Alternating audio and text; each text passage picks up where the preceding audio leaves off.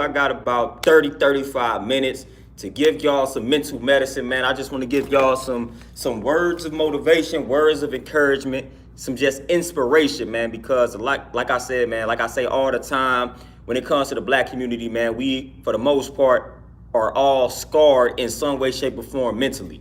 So mental health in the black community, man, is a real serious problem. And a lot of times we strive to sweep things under the rug as a collective when it comes to the mental health. So I want to just supply you all with some mental medicine, man, just some food for thought, some inspiration for the mind, just to keep y'all going, man, keep y'all grinding and all that good stuff, man, because we got a mission.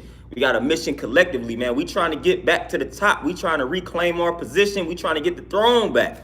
So we need all our people. We need bodies. We need soldiers. We need warriors, man. So y'all are not able to give up, man. So anytime I see my people in the state to where I feel like a lot of people are giving up, I got to chime in and I got to step in and say something.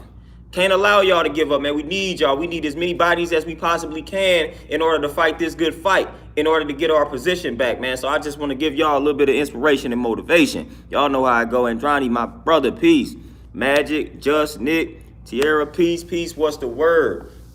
Like, people don't understand mental health when it comes, man, I don't know about y'all, man, but I got situations in my family to where mental health is like a serious issue. People that have been clinically diagnosed and things like that, man. We don't tend to take this situation as serious as we should as a collective. Like I said, black people, we are scarred psychologically, man. We are scarred psychologically in ways a lot of us don't even understand, man. So we got to really just get to the bottom of a lot of our issues, man. We got to start healing. And this is men and women. It's men and women. Like, we all need healing mentally. But in order for us to heal, some of us have to admit that we even have a problem in the first place. And a lot of people don't think that they have a problem, that everybody else outside of them is the problem. So you got to eliminate that mindset, man. Like I said, most of us, we are scarred mentally. We are traumatized mentally. We got our skeletons. All of us, man. Nobody is perfect. Nobody is perfect in the context in which that word is typically utilized. You know what I'm saying? Because a lot of times we like to play semantics and describe what perfect means and things of that nature. But in the context in which that word is typically utilized, man, we all got our issues, man. We all got our traumas and things of that nature that we have to strive to resolve. And like they say, one of the number one causes of illness is unresolved conflicts. So a lot of us suffer from these unresolved conflicts, things that happened to us back in the day that we haven't come to terms with. We haven't accepted it. You know what I'm saying? We really haven't moved past it. So we got to go back in the past. What Sankofa? Sometimes you got to go back in order to move forward. That's an ancient saying. That's Sankofa. So sometimes we got to go back, dig up into that past in order for us to move forward. That's why the past is important sometimes. We're not dwelling on the past, but we got to go back to that past in order for us to move forward. So we got to accept what happened to us in the past and understand that we came out on top. We came out all right. We survived it. The things that happened to you in the past, I don't care how traumatic they were, man, you survived. You survived it. You are here right now currently. You survived it. You survived it. You had the strength, you had the power in order to survive that. So, okay, accept what happened to you. It happened. It's in the past. Now it's time for us to move forward. What are the steps here? What's the steps now moving forward? What's the goal? You defeated that, man. You defeated that. You survived it. So now what? What's in store for your future? So we can't be dwelling on that past, man. We just got to go back into that past and say, okay, this happened to me. I accept it. Now I'm moving past it. But a lot of times, man, we are afraid to go back in that past and accept what happened to us, man, because we don't want to deal with the trauma. So a lot of times we distracting ourselves. We distracting ourselves, man. We got to listen to music. We got to talk to other people. We got to watch TV. We got to read a book. Sometimes, man, you got to completely eliminate the noise so you can deal with everything that happened to you. Process it, man. You got to process these things. Digest these things that happened to you, man. Digest them. Yes, it happened. Yes, it was traumatic, but you survived. Look how strong you are. Look how resilient you are. You made it. And guess what? The things that happened to you in your past, those are not going to be your only traumatic experiences. If you keep living long enough, you're going to have more traumatic experiences. That's part of life.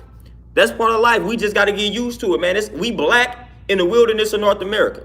Things are going to happen to us that we do not like.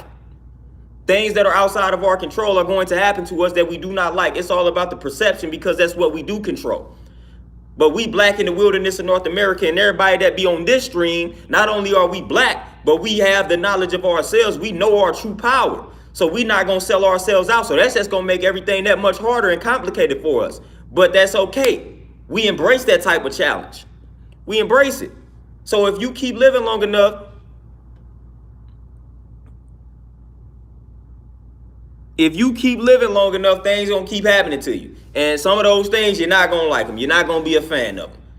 You know what I'm saying? So we're going to continue to have traumatic experiences, man. We're going to continue to learn on the fly, trial and error. You know what I'm saying? We're going to continue to have these type of experiences, man. That's just a part of life. You got to understand that this so-called suffering and things of that nature, man, it's just a part of life, man. You got to learn how to embrace the suffering, embrace the struggle. It makes you stronger at the end of the day, man. You just got to learn how to embrace that. You cannot suppress it. You can't try to run from it. You can't ignore it. That's going to eat you up, and that's going to cause disease, and that's going to lead to your self-destruction. And we're not striving to self-destruct because we need to be around in order for us to continue to build this empire, this legacy, man, so we can leave a wonderful legacy here for the next generation. But if we unhealthy, if we have all these diseases and we constantly sick, there's nothing for, like, that's what we're going to leave behind. Montel, peace. What's the word? FS, peace. Kyle, peace. Consul, peace. JF, peace. What's the word? Antoinette, peace. Queen, what's happening? Marcus, Evan, Terenzo, the family, peace. What's the word? Just want to greet everybody, man. I'm going to go back into this vent real quick. Hold on, what you say? Andrew, my family means well, but every time I mention my depression, they keep making it about happiness leading to money. They just don't understand, man. And that's the thing. And this is the thing, too, about mental health. Like, mental health is a complicated situation because we are all different. And what do I mean by that? A lot of times when, let's just say we having a discussion, Andronicus, let's say if we having a discussion and you telling me about your problems, and let's say I was going through some things mentally and I did certain things and it helped me out rather quickly. And then I'm giving you the advice in regards to the things that helped me under the assumption that what helped me will help you. It doesn't work like that.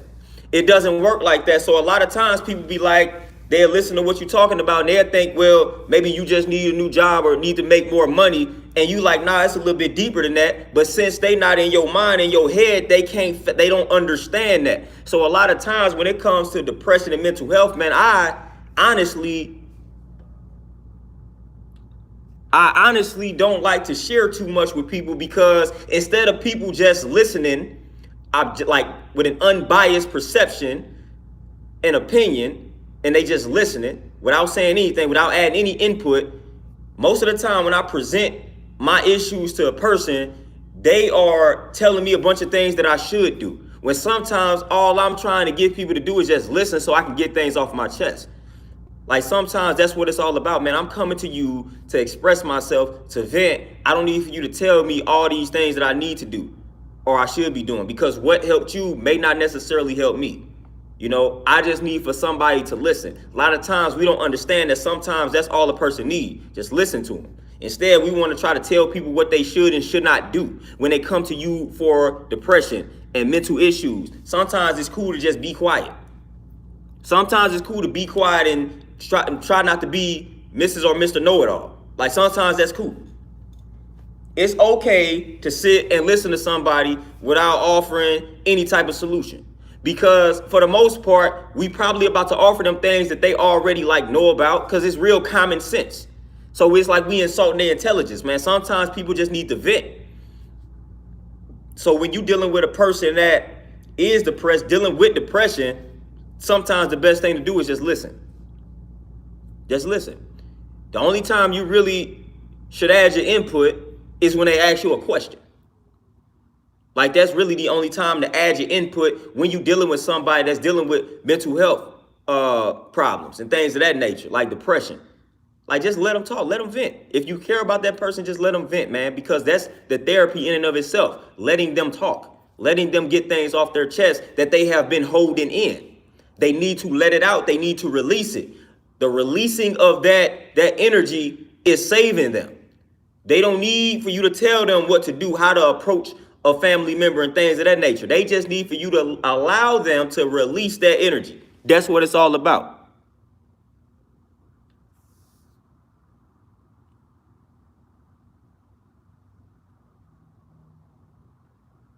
Oh, just for sure. For sure. Like it really, at the end of the day, what I realize is it's real big, like listening is a big part. A lot of people, man, when they dealing with depression, man, they just feel like a lot of people, you know what I'm saying, not listening to them. Everybody just judging them and things of that nature. So a lot of times, man, when you get that unbiased person in a room and they just listening to an individual without judging them, that goes a long way. Avid, peace, what's happening? That goes a long way. Tierra, I'm telling you, even if what you are offering is a legitimate solution, like most of the time, you probably offering some legitimate solutions, but it's a time and a place for that. Like me coming from my angle, somebody talking to me about mental health, and I'm knowing in my mind that what you eat is connected to the state of your mind, the state of your mental health. Like sometimes I'm not about to just throw that out there though, man. They don't want to hear that. They don't need to hear that right now. They just need to get things off their chest. They don't need me saying that, all right, you need to clean up the way that you eating in order to get your mind right. Like, nah, man, they just need to vent. They just need to get some things off their chest right now. That's what they just need to do. I can come, man, and I can come with the science. I can come with the actual facts, but sometimes that's just not needed. So you got to know and understand when it's time for you to throw your solutions out there. But a lot of times we try to be Mr. and Mrs. Know-It-All, whole while our situation ain't too much better than the person that's venting to us. So a lot of times I analyze that. I'm like, listen, man, my situation ain't too much better. So who am I to tell this person how to fix their life around when I ain't got my own life fixed? You know what I'm saying? So sometimes it boils down to that. Just listen, man. Listening is cool. Listening is cool.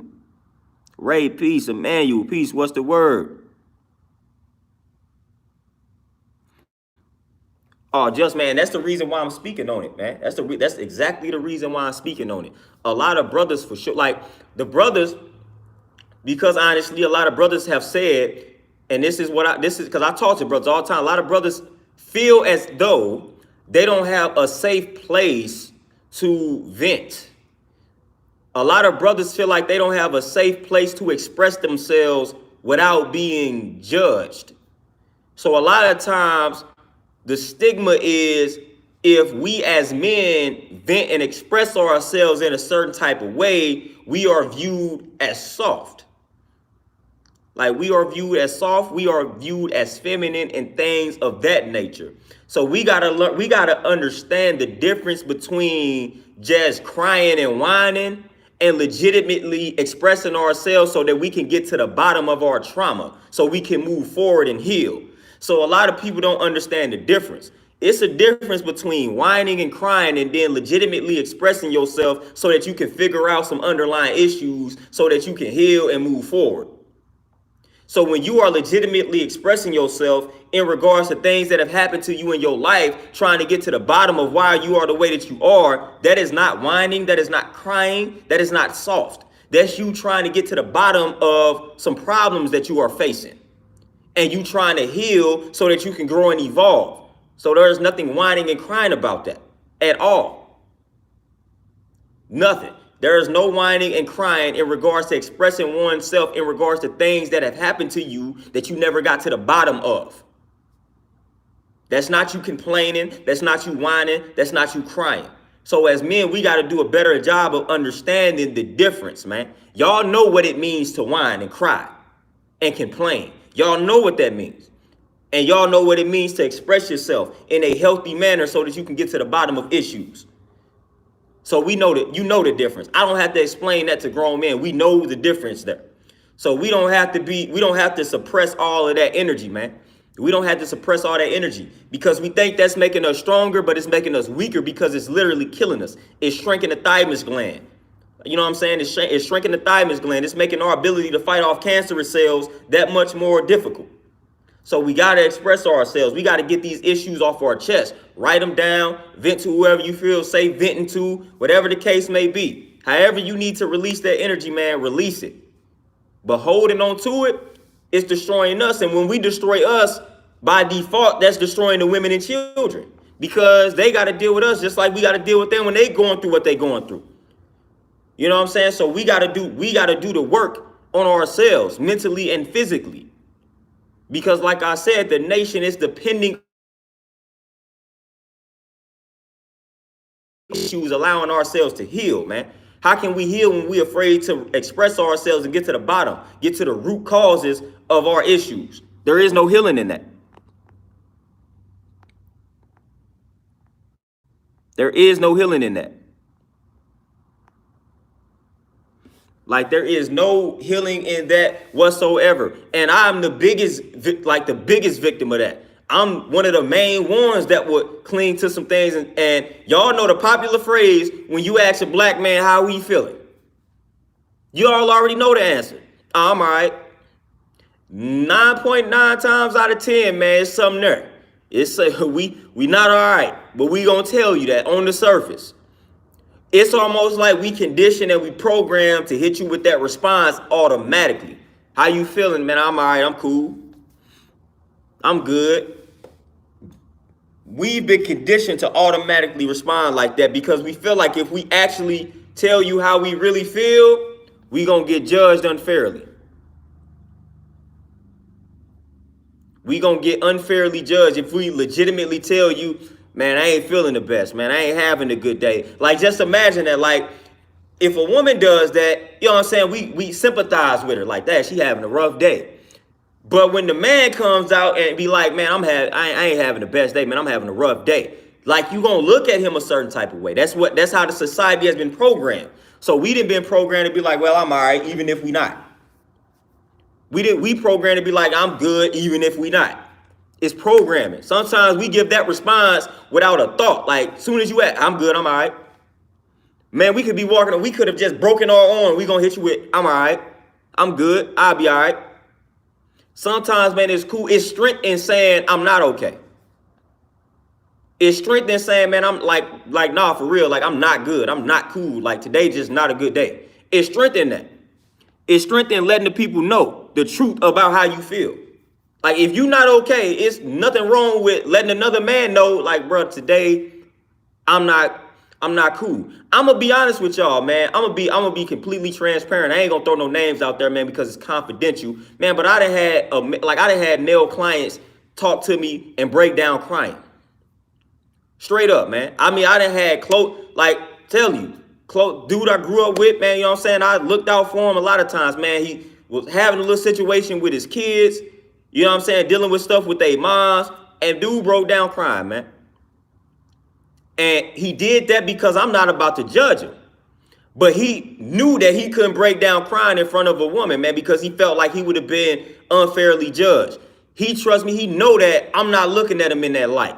I'm understanding the pain. Now, I'm not one to cry and things of that nature, man, but I looked at him. I'm like, man, this dude going through it. That's why he felt comfortable enough to do that, man. Like, he really want to see his kids, and he's in a situation where the moms is playing hardball and making him out to be the bad guy, and brother broke down on him. Broke down.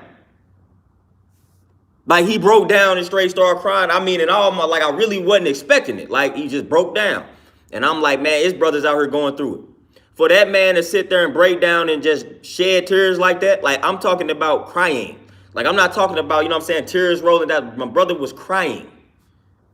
Like, crying. And I'm like, I ain't judging this dude. I ain't like, man, hey, stop all that crying. Like, nah, I'm not hitting him with that. I'm like, man, let it out, man. You know, that was my advice right there. I was like, bro, let it out, man. Do all the crying you need to do. However long you got to stay in this gym and cry, bro, get it out. Because you needed to do this. Because he was holding on to that. He was holding on to that, man. That dude been wanting to cry for a minute, but he didn't been around, like, he didn't been in environments to where he felt if he cried, he gonna get judged and criticized. He was up in here, man. He knew that this was a safe space, man, and he broke down. Broke down. I was like, man, if this brother wouldn't have broke down and got to crying, ain't no telling what this dude would have did. Ain't no telling what he would have went out here and did, man, if he didn't get that off his chest, man. You can tell he just needed to do that. And I was like, all right, let him rock. I let him rock. I'm like, man, I ain't saying nothing. Let him rock. Let him say whatever he got to say while he crying. Just go on cry, though. Get it off your chest. Get it out your system. Because if he wouldn't have got that out of his system, man, it's no telling what would have went down. And he just would have made his situation that much worse. So I'm like, man, it's like dudes out here suffering, man. Dudes are out here suffering. Like dudes out here, it's a cold world out here. Dudes out here suffering, and don't nobody like, and a lot of dudes feel like nobody cares. I feel like nobody, like a lot of black men just feel like people really don't care about like our emotions and things like that. And I know that, I know it's plenty of sisters that care, but a lot of times brothers, just like we say the sisters end up picking out the wrong men, a lot of times we as brothers, we choose the wrong women at times, and that's how we end up in these situations to where we got to shed these tears and things like that because the mother of our children is playing hardball with us. You know what I'm saying? So we got to hold ourselves accountable in some regard for that decision. You know what I'm saying? So we got to have a better judgment in regards to character, man, in regards to the people we choose to lay down with. But ultimately, man, I still feel like it's a messed up situation. You know what I'm saying? Like, brother had to break down and cry. I'm like, man, that takes a lot. Y'all don't understand how much it takes it takes a lot for a grown man to cry in front of another grown man. You dealing with if you a grown man, you cry in front of another grown man, you was on the brink of like self-destruction. You was on the brink of self-destruction.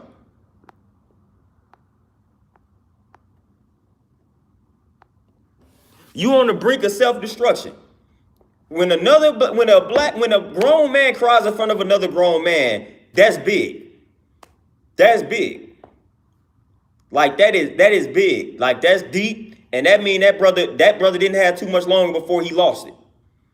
That brother was not finna last too much longer before he lost it and end up taking himself out or putting himself in a situation where somebody else took him out. For you to break down in front of a grown man, another grown man, that's humongous.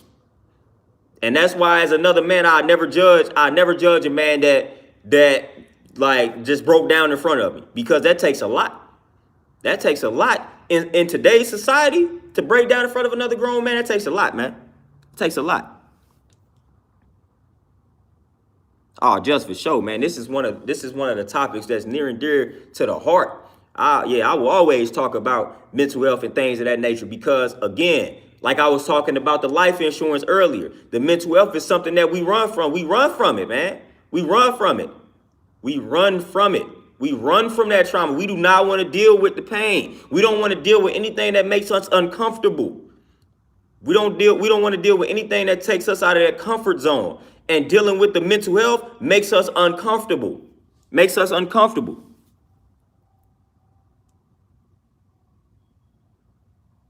Tierra, and that's what I'm saying, because like I said, I know this brother personally. So I know his moms. So his moms is in his life. So the fact that he had to break down and cry in my presence, I was like, hold on, fam. Hold on. Like it's some deep stuff going on. Donna C, peace, what's the word? Been a minute. Kansu, man, I'm telling you, man. And like I said, it caught me off guard because it was, I was training him, and then next thing you know, he got to talking about his kids, and then next thing you know, he broke down. I was, whoa. I wasn't expecting it, man. It came out of nowhere, so that let me know everything just hit him at once. He was holding it in, man. So more power to the brother, man. And I let him know. I said, hey, bro, if you need to talk and do this anytime, man, just let me know. If you just need to come in this gym just to cry, it's open, man. Door open. If you feel like you ain't got nowhere to cry, man, you can come in this gym, let it all out, man. Let it all out. Let it out. You get no judgment from me. You get no judgment from me, man, because I see how real it is on the end of our brothers. And a lot of our sisters, man, our sisters dealing with a lot too. And like I said, with the role reversal, now it's getting to the point where a lot of women are holding things in. So now that's becoming more prominent. So not only are these men out here holding things in because we viewed as weak, but like I said, like we've talked about the conditioning of black women these days. So now black women don't really want to be viewed as weak and vulnerable. So they holding a lot in. So I know it's a lot of sisters I know, man, that's holding a lot in, and they may be single mothers, just like we got the fathers out here fighting for their children. You got a lot of single mothers out here, man, that be going through it, not getting any type of assistance from the father. And I mean, man, they just getting hit with situation after situation. Man, come on. And it's like they holding a lot in. So I'm seeing it on both ends, man. I'm seeing I'm seeing people on both ends just hold a lot in. And it's just unhealthy, man, and it's destroying us. Like when you look at black people and you see us becoming obese and becoming unhealthy and acquiring all these diseases and things of that nature, man, a lot of that stems from these unresolved conflicts. A lot of that stems from us not dealing with our emotions. A lot of that stems from all of that. Listen, stress is one of the causes of obesity, one of the causes of all of these diseases and these cancers. Stress. When you don't properly deal with the stress, when you don't properly handle the stress and channel it in the proper direction, that is literally the cause of a lot of these conditions. Wife is in the building. Y'all say peace to the wife. Oh, Tierra, for sure, man. Like I said, I open the door, man. Any brothers need to vent, get some things off their chest. I open the gym up for them. I'm like, man, I ain't got no problem with no judgment. Not gonna call you soft, man. I ain't gonna call you weak. It is what it is, man. You have to get that off your chest, man. That's how you know when a brother breaks down about his kids. Like that's when you know, like, dude really want to be in his kid's life, man. You know what I'm saying? Like you can't fake that cry. Like you just can't fake that, man. You can't fake it. When a brother breaks down in front of another brother, man, about his kids, like that, he really wants to be a father. Like he really wants to be in their lives, man. In their lives. He really wants to be in it, man. When you break down about your kids as a grown man in front of another grown man, you can't fake that. You can't fake that. That ain't no deadbeat energy. Like that ain't no deadbeat energy, man. That's serious energy, man. Like you can't fake that. You can't fake it at all.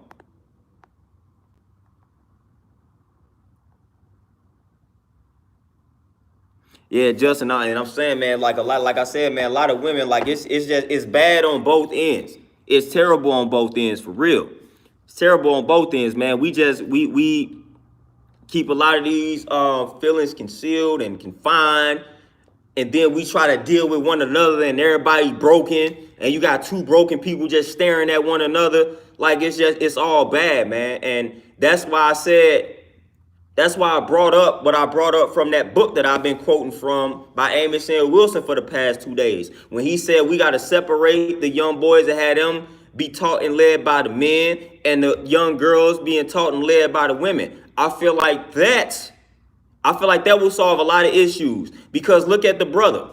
He didn't feel comfortable crying amongst women, but he felt comfortable to cry in my presence.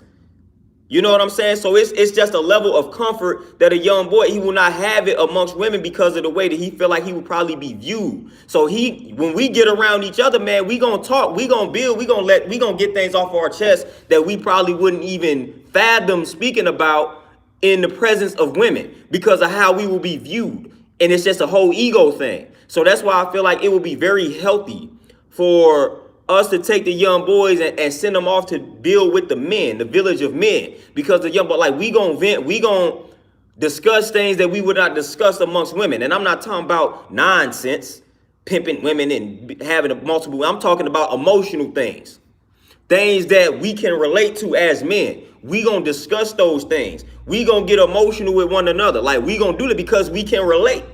Just like the women and the young girl, like they can relate. Y'all can relate. It's just certain things on an emotional level that like when it comes to a woman, I can't relate to. I can't relate to it, and vice versa. So that's why I feel like it's very important, man, for these young boys, man, to have these father figures, man, to have that village of men, teaching them and guiding them on an emotional level. Because, and let's be honest, and this is always vice versa. So a woman is only able to pretty much direct a young boy emotionally the way in which she's wired, because she don't understand what it means to be a man on a psychological level. And I don't understand what it means to be a woman on a psychological level. So I don't really know how to guide a young woman emotionally. Like I don't know how to do that. I can think I know how to do that, but I really don't, because I can't relate, because I'm a man. I can take that young boy though, and I can groom him emotionally, because I know what it's like to be a black man in the wilderness of North America, because I am that. So I'm better able to guide that young boy in how to be a man emotionally, psychologically, because I am that. I have experienced that. I can relate to that. But the young girl, I'm only able to give her jewels from the male perspective. So I'm only able to give her that type of game. I'm only able to give her game in what to look for in dealing with these men, these dudes out here, these boys. That's it though. But when it comes to her dealing with her emotions on a woman level, on a female level, I really cannot relate. I can act like I have the answers, but I don't though. But I don't, and vice versa.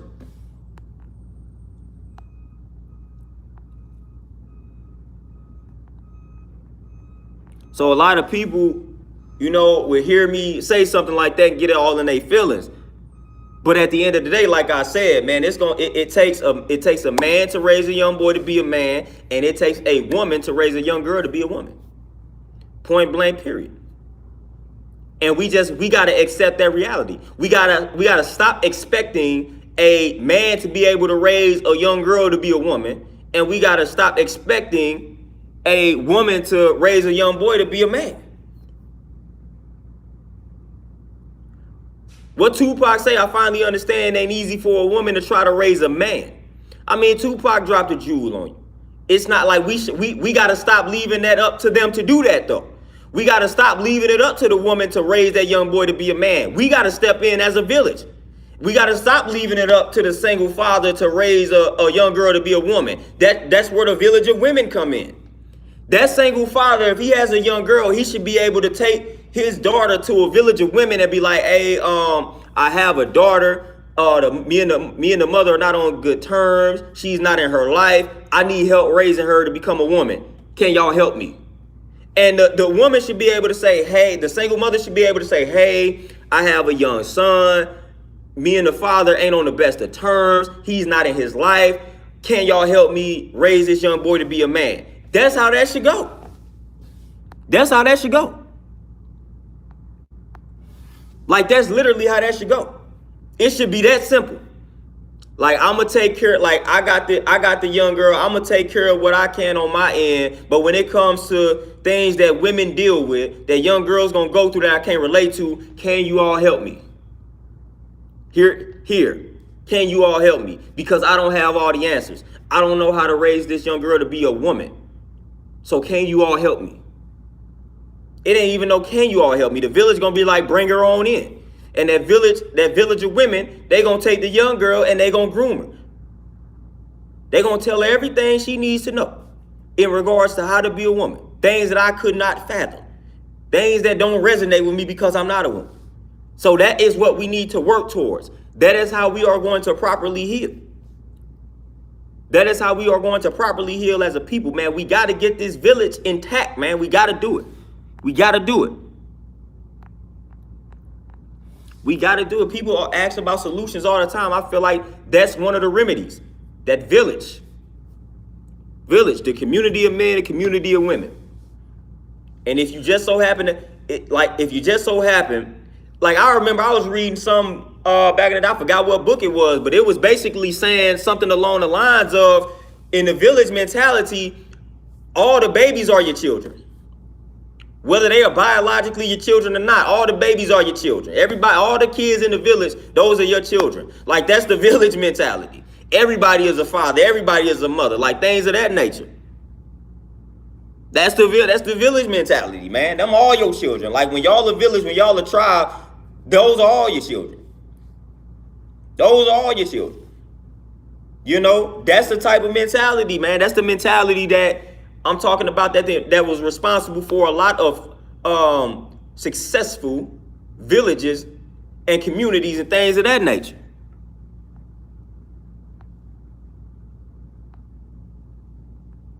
So, at the end of the day, man, that's something that I'm striving towards, man, to really create that proper community.